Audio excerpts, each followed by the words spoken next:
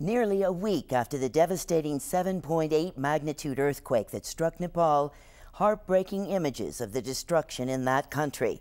These from National Public Radio's Kirk Siegler in Kathmandu. The death toll in the thousands and rising, and some 8 million people affected by this tragedy, billions of dollars in losses. A Colorado-based nonprofit called the Z Foundation has worked on the ground in Nepal for many years before this. There are 18 staffers there now. Joining me now is Karsang Sherpa, a board member of the foundation who is from Nepal originally, lives in Colorado now. Thank you so much for joining us. Thank you for having me. We know that your staffers are okay, you told us that, accounted for and doing what they can. But as you said, whether it's there in the capital or elsewhere, everyone there has felt the effect of this. It is almost tough to imagine how bad it is, because I don't know anybody who has not been personally impacted, whether it's emotionally or financially. At a personal level, I myself lost a house that I grew up in, lost an uncle and a cousin at the avalanche at the Everest Base Camp. And when I talk with people that I know every day, not a single one of them has not been without like severe suffering because of this. Our immediate needs are to help the people who are still living outside, living in shelters, tents, anything that's temporary that may not fall down and kill them or injure them.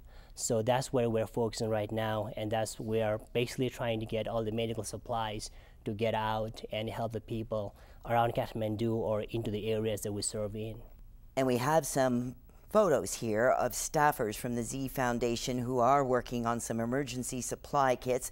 On the right, we see a man named Ben Ayers, who is the country director in Nepal for the Z Foundation, also an old friend of yours. That's and correct. I understand that his home was leveled. That's correct. Ben actually spent a lot of time in the region of Nepal called Karka, and that was impacted really badly. And as some of the photos show, most of the houses there have also gone down.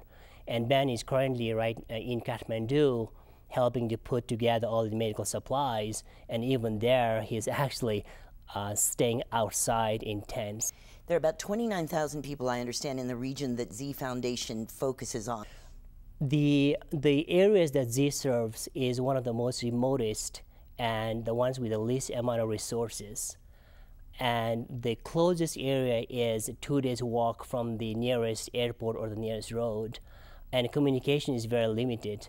But we have been able to get in touch with all our staff members. They're all safe. And the devastation there has been just as bad, with most of the houses crumbling down. However, the schools that Z was able to fund and build in the last couple of years were built as earthquake resistant, and those have been able to hold up. And so those schools are right now the community centers during the daytime and have become shelters at night. There is going to be so much ahead. What kind of help do you need, and what would people do if they wanted to help? Well, this is going to be a long project because every house in the communities that we serve has been damaged. So we are not talking about a 1 month, 2 months, 6 months. We're talking about 5-10 year project here. And we have actually been approached by the government of Nepal to expand our own footprint. So we're actually working with them right now, and most likely we will be expanding the footprint and serving even more people, more areas. People can find out more at your website? Absolutely. If you can go to www.dzi.org, there's a lot of information on projects we do and how we will be moving forward. Thank you so much. Karsang Sherpa, who is a board member of the Z Foundation working in Nepal. And you can learn more at our website, rmpbs.org/news. Thank you.